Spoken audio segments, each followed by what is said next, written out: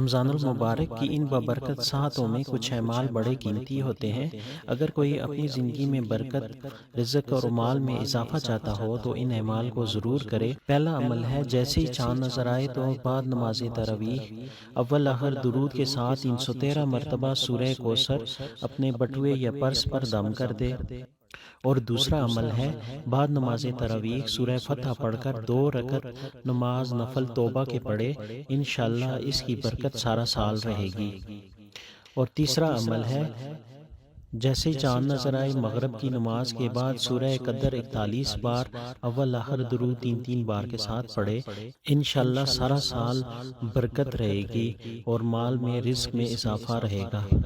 اگر کوئی ان وظائف کو پہلی تاریخ کو نہ کر سکے تو اس کے لیے اجازت ہے کہ پہلے 3 دن میں کسی بھی دن کر لے، انشاءاللہ وہی فائدہ حاصل ہوگا۔